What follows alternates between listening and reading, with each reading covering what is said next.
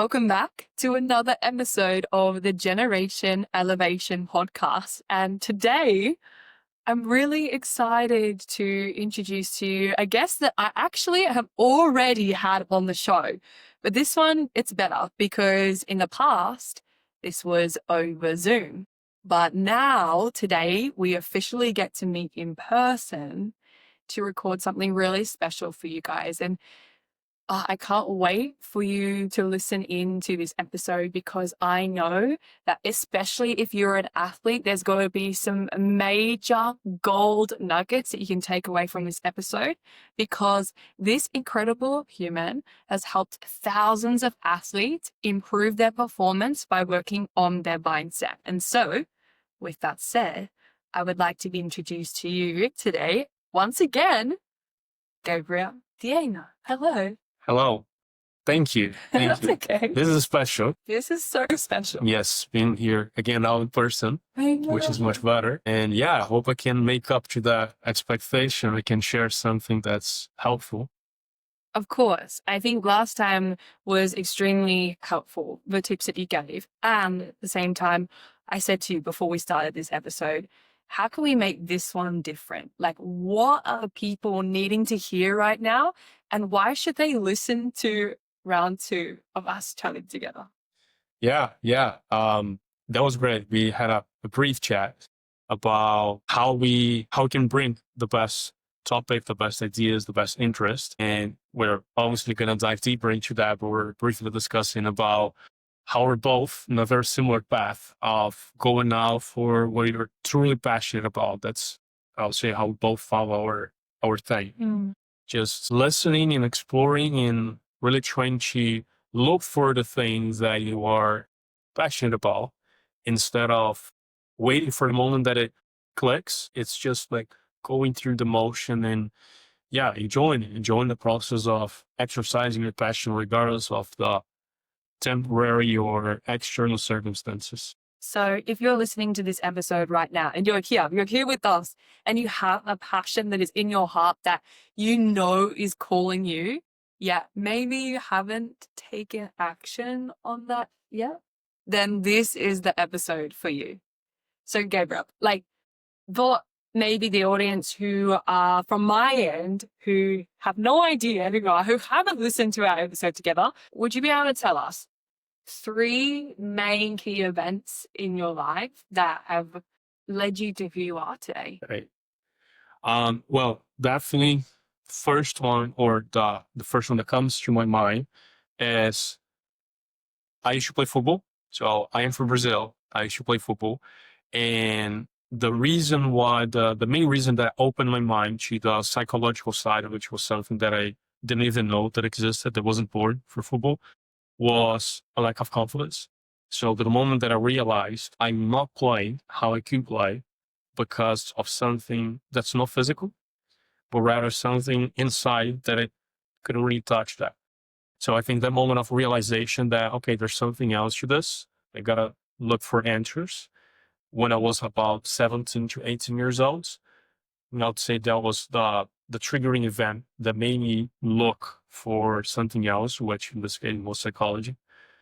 That's definitely, I would say that's event number 1. So with event number 1, let's go deeper into that. Like you said that lacking confidence was impacting your performance as a footballer, right?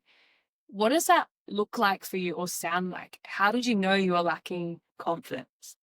It actually took me a while to understand what that was. On the surface, all I could see is in trainings, it's one thing. In games, it's a different thing. And I didn't have the words to express that, to explain what I was going through at that time. And all that I was seeing was a lot of fear, a lot of rushing, a lot of anxiety into the games. And I enter a loop of channeling that anger, channeling that fear into working harder, which then led to more frustration because I was putting in more effort, but having less results. I kept going on that cycle for years. And then I realized, okay, there must be something. For a long period of time, I didn't know what it was. I had no idea what it was. I was just trying to put in more effort in the same loop, just going over that, which obviously didn't lead to better results. at that time was something very bad for me. But then today, when I look back into that, it was almost like a blessing that pretty much took me into the path that I'm following today. Because I see so many athletes in particular who have a goal. Let's say they want to play professional in the sport that they do. Yeah, they're fighting so hard and they think that maybe their personal best or those amazing plays are coming from like that physical effort and hard work. However, more and more, I'm seeing obviously figures like yourself and the work that I do as well in terms of mindset starting to really become popular, which is exciting. But back then, I'm assuming that there wasn't really much of that out there for athletes. Yeah, yeah. I think this area, psychology overall, it's something that's been around for like 70, 80 years. So it's relatively new. And that applied to sports, it's something that if we take 10 years ago, it was something very rare. So it's still rising, it's still like gaining the space that it deserves. When I started, I couldn't find much about it. Social media was also very different at that time. So yeah, something that was always hard to find. Like I had to really look into the solutions, into the reasons why those things were happening. And I tried a bunch of things. I was like my own experiment back at that time was trying to apply everything that I could get my hands on. A lot of them didn't work. Some of them did. What's an example of something that didn't? So pretty much everything that was putting back into that loop of, for example, creating unrealistic standards. So one quote that I always talk about is, if your dreams don't scare you, they're not big enough. Obviously, there are many ways that we can interpret that quote, but I was looking for it in a way that I'm not achieving this, so I'm going to shoot for this. Double the amount of effort, but pretty much was just following the same loop of using fear as motivation, putting more pressure on myself and increasing the frustration. So yes, I would say this, like this unrealistic expectations comparison to others, trying to ignore emotions almost in a way that is strength. Like I don't feel good today, so more effort. I feel tired, so yeah, more effort. Always going into that path of trying to solve an emotional problem, putting in more physical work, which today sounds obvious that it's not the path. But back at that time, it felt like the only path that I could take. I still think though that that sort of motivation, get up, get it done, doesn't matter if you're tired or you're going through something, push through. I feel that messaging, there's still a blurry line between like when to rest and when to go. Mhm. Do you feel that that's the same on your end? Yeah, definitely. I think it's hard to give like what is the exact balance between the two, which is also depends on what state you are in. But yeah, I would say I'm much better at this, but still struggling with it from time to time. But yeah, knowing yourself is the only way to figure that out. Like there's no one in the outside can get you to you and say, look, this is your balance. This is what you were supposed to do. Is figuring out. And that's what's exciting. Yeah, and this is the journey of life, right? It's getting to know yourself on that deeper level.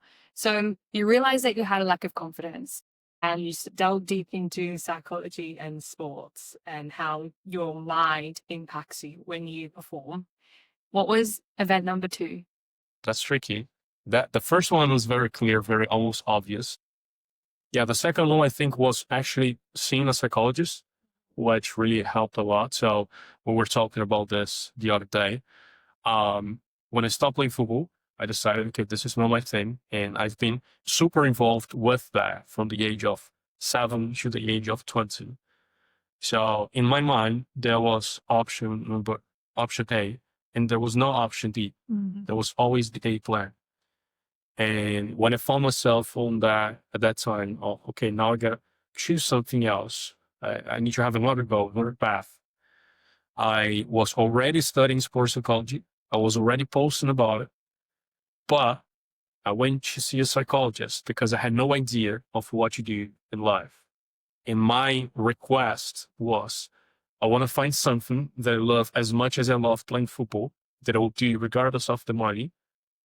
and I couldn't see it. I couldn't find it, even though it was just there, right in front of me. And I think working with a psychologist, even though it was a different way that I was later on in the future today going to work with athletes, I think that was a very nice experience of seeing that talking to someone, which for a lot of people seem very superficial or there's no substance to it. You can guide them and give them strategies to find answers. And I think that moment of it was like a moment. Yeah, it's right in front of me. You just helped me to uncover that and see the reality. So yeah, that was also a key moment in my path. And on the side, like tangent of that, let's say there are people listening to this episode right now who have that plan A and they only have plan A. And maybe they're in that cycle of like fighting, pushing, it's not working for them. Like for you in your case, you kept getting injured, right? Mm-hmm. And you realized that you weren't going to achieve your plan A. What would be your advice to those listeners right now? It's tricky because each one has their own story, their own approach. My view on that is that having all of your eggs in only one basket is always, it always comes with more tension and more pressure, which for some people can be a good thing, for other people might be bad. I would say for most people it would be bad. I would say even though if that's the only thing or the main thing for you, is still being able to not associate your identity to that thing or to the outcome of that thing. Because, and this is something that very often I discuss with players, is that they've been through that journey their whole lives. And a lot of them say this is the only thing that I know how to do. I'm awful at all other things, but this thing I know how to do it. And when this one thing that I'm good at is not going well or not going as well as I expected, it feels like everything is bad, that I am bad, that my identity is a loser, a failure, or something that didn't meet the expectations. So looking back in my path at that time, it felt like this. Like, this is the only thing that I have now, and now I'm going to stop doing this. So who am I? So people going through similar stuff, even if there's only plan A, being able to have other pieces that make up your identity. So you were not, think of a chair. If you have multiple legs to that, it's going to be stable. If there's only one, it's never going to be stable. And take that off, there's nothing left. So yeah, I think that's the best tip. It's hard to say like you should have a plan B or you should not have a plan B. I prefer having a plan B. Today, I don't have one in terms of my work. But yeah, I would say having multiple pieces or multiple factors in your life that you can rely on to be your identity. So it's something more profound than just an occupation that you have or just a business goal that you have or whatever that is. I can really relate with this, and I would love to make it clearer for the listeners. That, for example, if someone was associating their entire identity around their plan A, for example, an athlete, what would their thought process be like or self-talk be like versus someone that isn't tying their identity to their plan A? Great way to bring clarity to this. So most likely or most often, it's something that's very black and white. So I didn't before, I'm not good enough. I'm a striker and I didn't score, or I was supposed to be a star and I'm bench. This team is not good enough. I'm not able to perform at the level that it was. I'm wasting time. I'm losing time. I'm wasting my career. It's very black and white. It's as if there's no in between. It's just, it's good or it's bad. There's no flexibility there. Because when we think about it, if there's only one thing that builds your identity and that thing is no longer there, it is extreme. There's nothing left. And when that thing is going well, it's super stable because there's nothing else around it that's not going as well. It's perfect. So that sort of instability, being very rigid with great or bad, I will achieve, I'm successful or I'm a failure. There's nothing in between. It's a very clear sign that you are going into the path of there's only one thing that matters. There's only one thing that defines me. And therefore, it promotes a feeling of almost surviving. I gotta make this work. Otherwise, I'm done. Because in reality, yeah, if there's nothing left to who you are, you're done.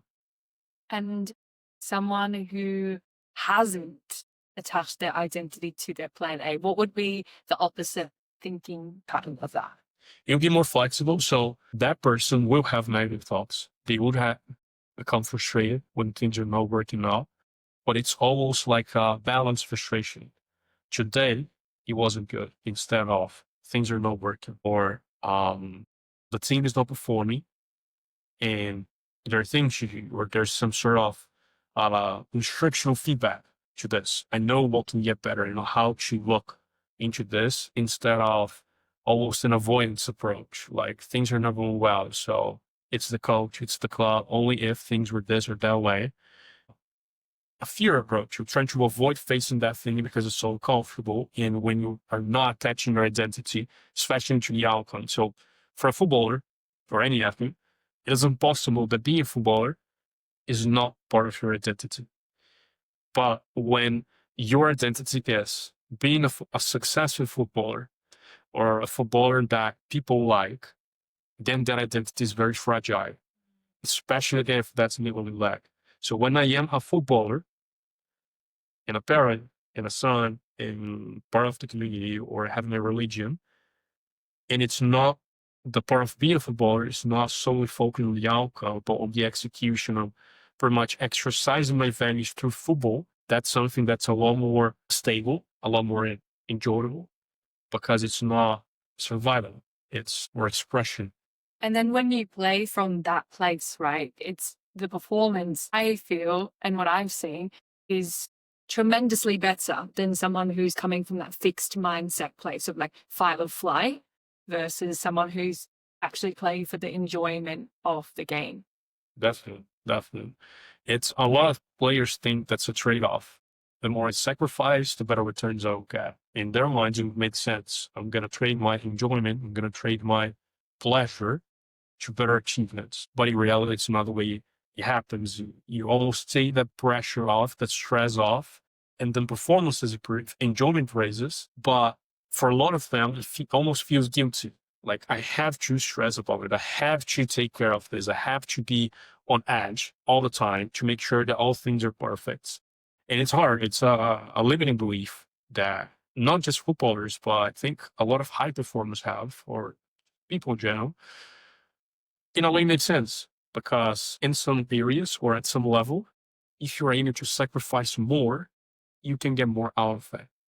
But when you get to, especially when it's creative work, that's not how it operates. So that is event 2. Great. Yeah. What about event 3?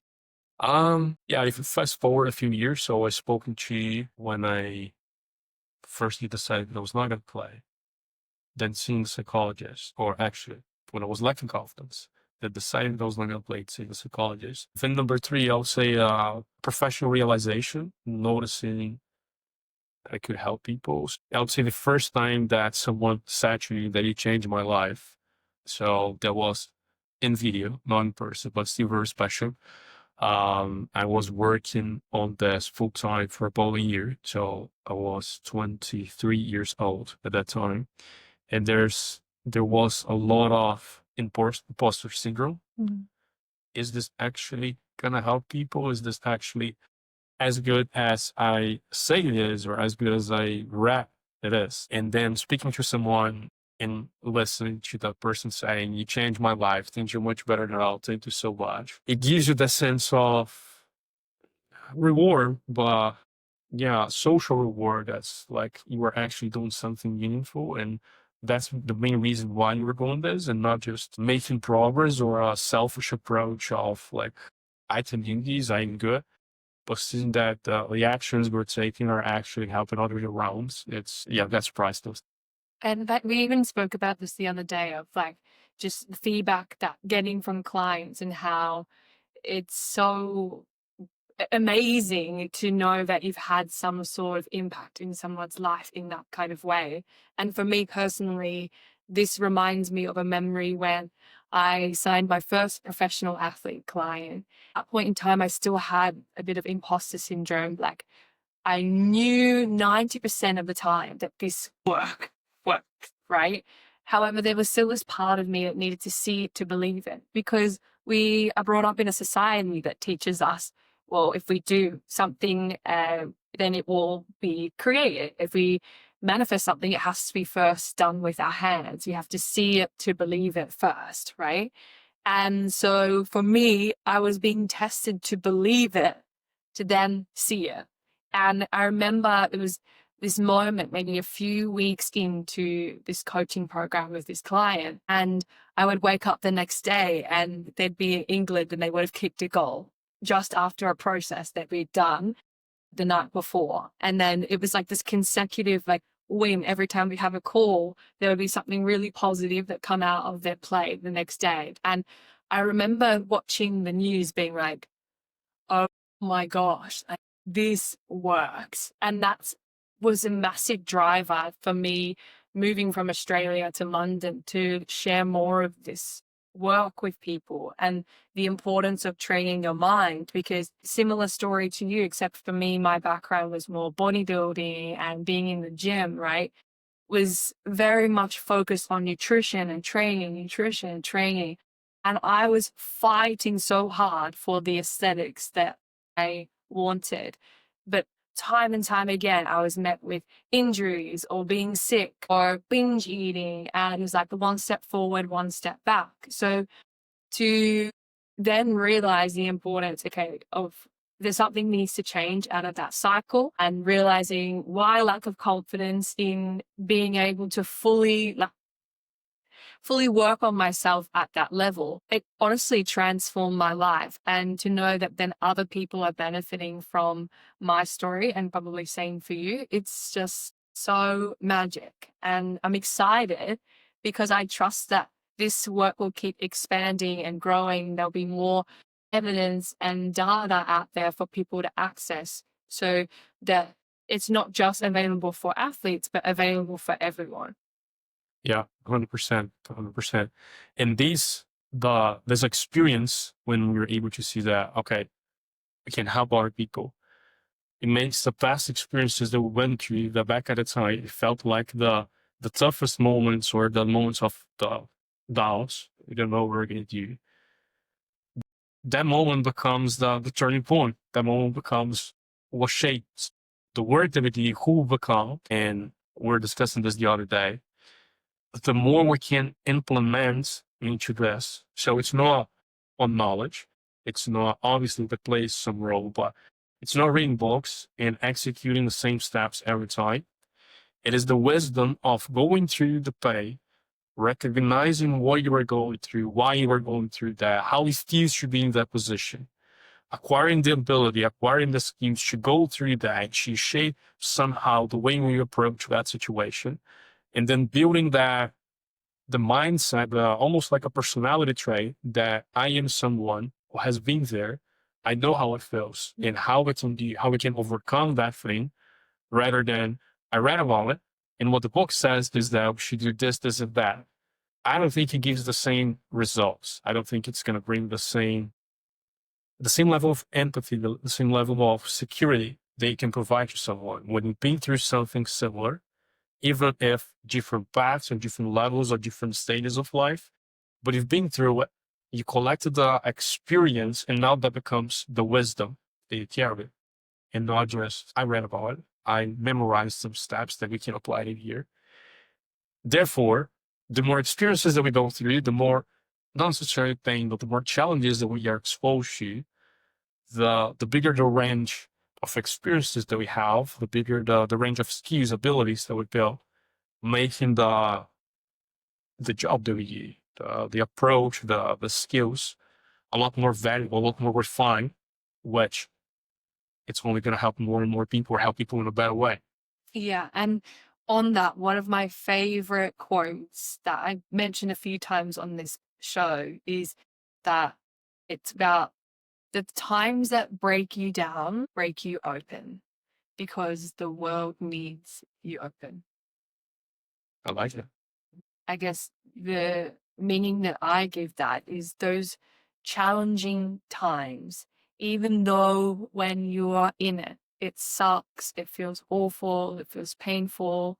when you really sit with the emotion, when you understand yourself and how you handle that pressure or those feelings, you learn so much about you. And that's what we were talking about before, is getting to know yourself on that deeper level, right? The deeper you know yourself, the deeper you can also know others. And knowing others, if you're wanting to create some kind of legacy or impact or service-based business even, you have to know yourself first, because that way you can then know others and serve them to your best ability. And coming back to what you said about reading a book, like anyone can read a personal development book, but the amount of people that actually execute, it's going to be completely different statistics, right? And I've seen this time and time again with people that I've met through walks of life who tell me all about their mindset jargon, but then are actually not embodying the things that they say that they're going to do. And so I'd love to hear, what is your mindset routine, right, that you do in the morning, in the evening, to make sure that you are on top of your game? Just on that, what you said, I think that's extremely interesting. And just like what I mentioned, it's not a trade off of the more you stress, the better than before. It's not as the less I open up, the stronger I become, or something along those lines. It's not a trade off of, um, I can survive the situation. So any challenge that you are going through, there are two paths that we could choose. We can just push through and survive and wait until that eventually goes away. So for a player, get injured. You can just push through and then just wait until you're back to the game. Or there's the other option, which is when we're opening up for others or for yourself, but you're able to uncover what's behind there. And there's one quote from Conor McGregor that says, an injury is not a time of recovery, it is a time of self-discovery. And we can apply that from injury to any hardship, any challenge, anything that we go through. Two paths, just survive, push through, and be the same from before it when you encounter that situation, or using that to create some sort of transformation. On my mindset routines, pretty much what's very consistent is mindfulness meditation. So just be in the moment, listen to myself. That's very consistent. And journaling, pretty much trying to just throw my thoughts on paper, look at them, reflect on that, and also reflect on my values. So having some guidelines of what is the kind of person that I want to become, and having that almost daily stimulus. Hey, this matters to me, enthusiasm matters to me, excellence matters to me, and what are the ways that I can exercise that today? So those three, I would say, I'm very consistent with. And then there are things that I'm using from time to time. For example, reading. I love reading, but I'm not the most consistent person on that. Sometimes I'm for months reading very consistently. Now that I'm traveling for a month, I haven't done any reading, and I don't like it's part of how I do things. But yeah, those three are things that I like a lot, that help me a lot. I feel a clear difference if I'm not doing it to when I'm doing it. And yeah, I recommend, if you want more clarity or more intentionality with what you're doing, a mindfulness to pretty much listen to yourself, see your own thoughts, journaling to evaluate or analyze your thoughts, the way you're operating, and having clear values, which for me, at least at this point in my journey, they're more valuable than goals, because they are pretty much things that I achieve daily, rather than working towards a goal that's going to happen in 6 months' time or a few years' time, which is how you live life, not where you want to go. So how you're going to go through the journey, rather than what is the direction that you're going. In a ideal world, those two things are going to align, the values and the goals. And we spoke earlier about passion, right? And following your passion. So we've done the three main events that have made you who you are today, but we can kind of see a similar theme, right? Of you discovering psychology and overcoming lack of confidence to now help others. Do you think that we have this almost destiny set out for us, that life plan, that goal that is ahead of us? Do you think that's already set out for people? Like if they're watching this right now and they have that goal in their mind, but maybe are a bit too scared to go for it. What are your thoughts on divine timing and alignment? I believe that things are meant to happen. Obviously, not in a way that I'm just chill and that's gonna happen. I think I would say it's a mix of both. Like the things are meant to happen, but things are also adapting along the way as we go through it, as we are able to impact directly the things that are gonna happen.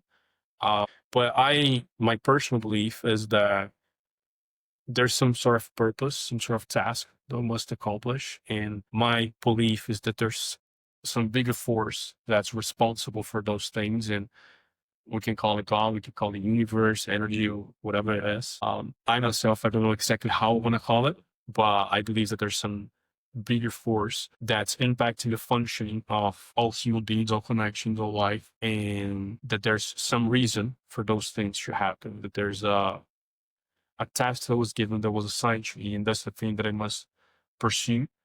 I have a lot of confidence, a lot of belief that this is what I am meant to do, to work, to how I'm supposed to use my time. And it feels good to have the almost evidence that there was a reason for the things that I went through. And now that I'm able to use those things in a way that promotes that wisdom, it gives a lot of reassurance, a lot of comfort. Yeah, I'm doing the right thing. All the hard work, the frustration, all the things, all the times that I was going through that loop of the fear and frustration and disappointments, it made me ready for something, and I know what that something is. And I believe that that only happened because of that process of opening up. It was not, I'm gonna push through as hard as I can until I get there. It was okay, this is not working.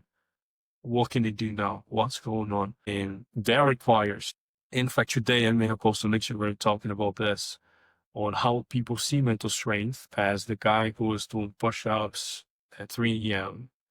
without any sort of pain or emotion or anything, that almost emotionless. And yes, there is a mental skill that's valuable in there, a lot of resilience, but that's not the only thing.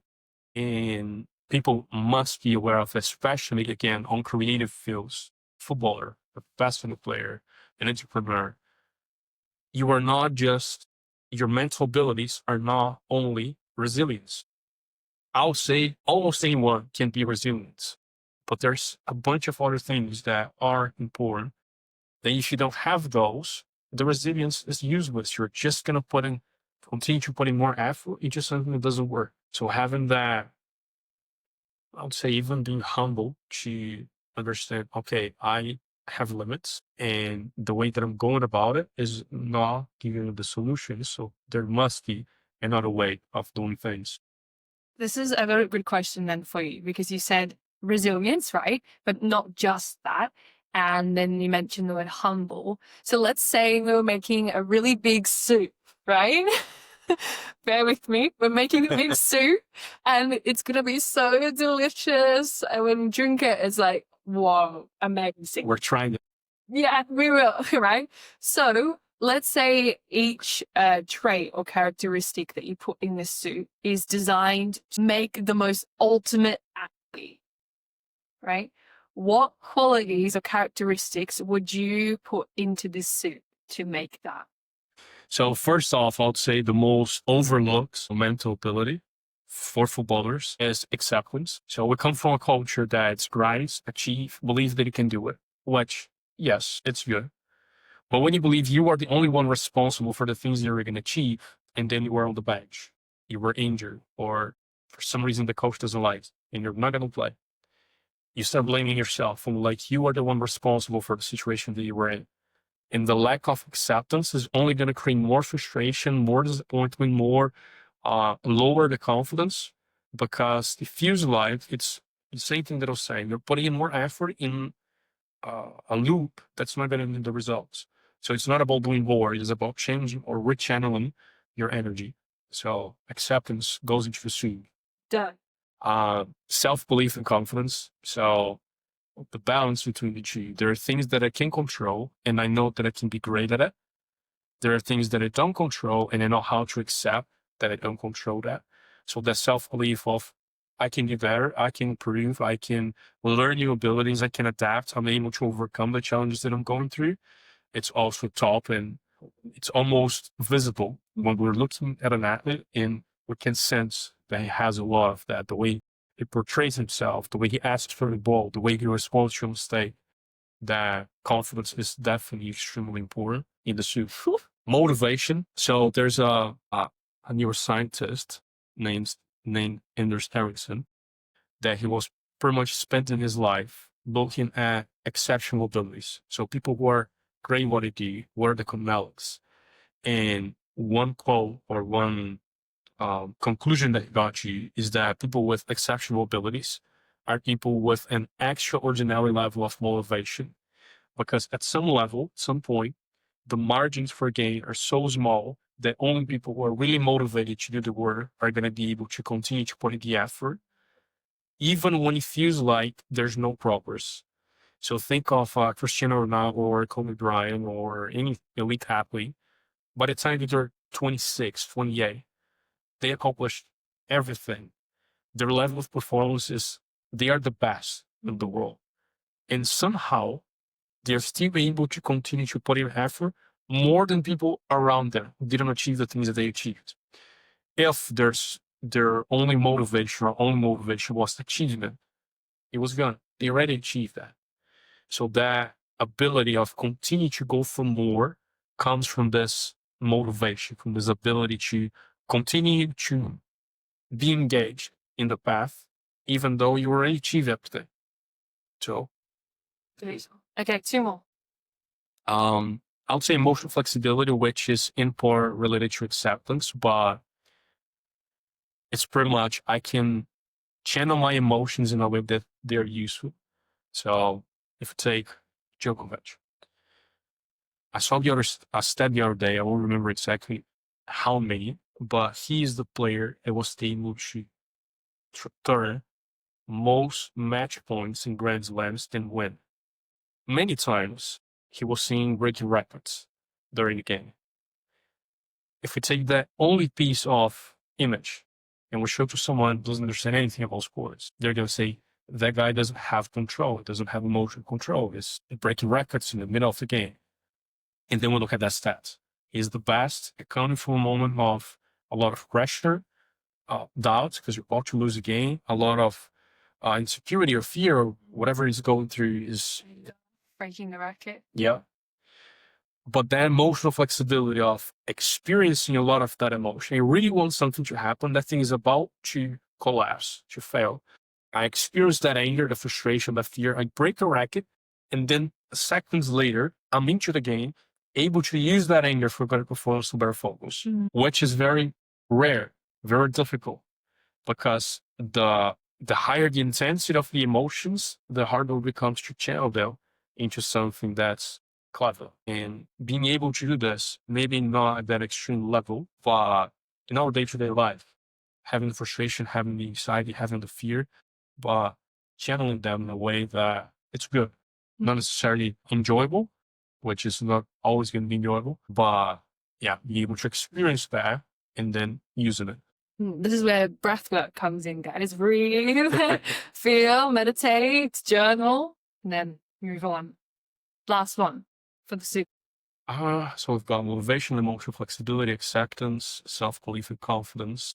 I'll take connection. I think we're missing some people around that's being able to connect, being able to be a leader or follow someone who's the leader, and yeah, work together towards a common goal, which we see a lot of that in the top athletes. It's especially team sports, the ability to help others, to make others to go in the same direction or to change their behavior in a way that's aligned with the common goals of that group. So yeah, I think that should also be the soup.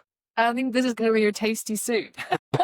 We should try it. We should definitely try. And you guys at home should definitely try also this soup. Delish. Okay. So We did speak about like the passion side of things before, and I love how you mentioned motivation in this suit too. So let's say we have some listeners right now who have this goal of wanting to get to that suit. They want to try the suit, but maybe they have no idea on how to do that, how to even start. What would be your advice for them? I would say guidance. It's a big thing. Um, as we were discussing previously, when you go through those situations, develop the, or when you go through the situations, you are open to experience that you learn. Naturally, you develop the wisdom of, okay, once I've been here, what are the steps? What are the details that make up a situation like this and how I can go about it? So asking questions, connecting to people, looking for mentorship, for guidance, or even books and courses and videos, very much pursuing that curiosity or pursuing that passion for improvement, for learning something that you find useful for yourself is the first step. When I'm working, so if we go more into the guidance and how I work, how I apply this with football players or athletes in general, but most football players, is doing an assessment how each of those areas, so not exactly the ones that we mentioned, but most often we're gonna look how's your confidence like, how's your excitement management like, how's your motivation like, how's your focus like. As we have an estimate idea of which of those are the weak points, which of those are the strong points, how we can do more of the strong ones, how can we improve the weak ones, then we start doing the work. It's a very unique process for each individual. There's not a blueprint, like no, I can give you a recipe, then you follow it, and all of the listeners follow, and they're going to get to the same place. It's where you are right now. What is that thing holding you back, and how we can go about it in a way that you overcome it, not that you're just following the loop of more effort, more fear, frustration, and never getting out of that hole. And for those that are listening, right? If you are feeling like every step forward you take, you're being blocked by maybe an external event, or it's feeling hard, or you're feeling a bit lost or unclear on how to break through that, I think coming back to the words that we put in the suit and exactly what you just said about being curious, being open, and exploring yourself on a deeper level of maybe the limiting beliefs you have around success and around your next level will ultimately help you break through. What would you say is the most common limiting belief that holds people back? The so when we discuss the identity, there's a phenomenon called performance-based identity, which is I am the way I perform, and that belief, I would say, it's the number one most common with athletes in general, not just footballers, especially the ones who start playing their sport at a very young age.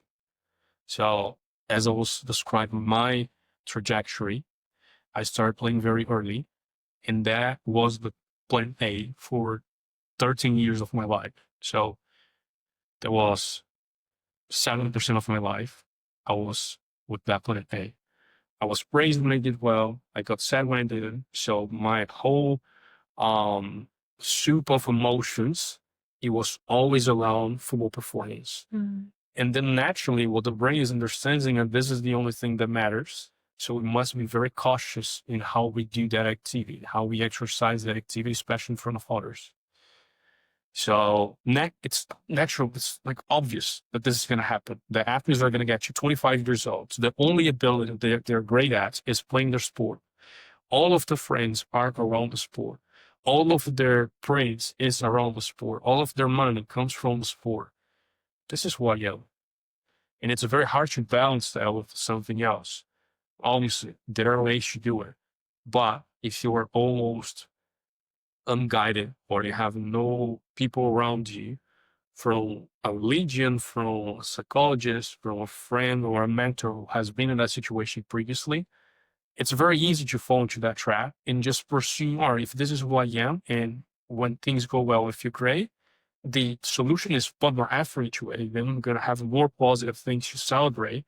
And it feels great when that's the only thing, and the only thing is going is going fantastic. You feel like the best in the world, but that collapses very easily. It's like anchoring their only way of receiving love through their performance. Yes. So even if you're having an off day, you feel like you cannot do that because you're then like closing yourself off to what your brain thinks is love because you're not performing. And that, like you said, it's unsustainable because not every day is going to be perfect. And so it makes sense to why then some performers, when they're not having a great day, maybe they are feeling a bit tired, then have those negative self-talk moments of I'm being lazy, I need to push through. And when we push through, that's when you get injured and then it repeats the cycle, right? So that makes sense. Yeah, that's spot on. Okay. So, Gabriel, where can my listeners find you if they want to work with you, if they want to follow along with what you're doing? How can they connect with you? Instagram, that's where I'm most active. Mm-hmm. Athlete Mentality, or just type Gabriel Deieno. I should show up there. And yeah, there's also YouTube, which I also from time to time post some videos. But if you want to know more about me or see the stuff that I talk about, Instagram is the best place. He has an incredible social media presence on Instagram, and his posts are so valuable. So definitely go check out Athlete Mentality. He's inspired me so much. And if you were to leave the audience today with one key message that you think that they need to know right now. Follow your passion. Follow the thing that inspires you, that promotes some sort of illusion, some sort of almost feeling like a child. This is the thing that I love about, the thing that I want to pursue, the thing that I will do without checking the clock or my thing. And it's obviously hard to find that. And I think people who find that are very fortunate, are very, not necessarily lucky. I think that's not luck, but I think that's the most rewarding feeling that you can have is waking up in the morning and looking forward to the things that you're going to do. Obviously, it's not every day, but most of the days. Yeah, I would recommend everyone to take that leap, to go after, to really, try to find it and exercise that passion as often as you can. Thank you so much. Thank you. Thank you for having me.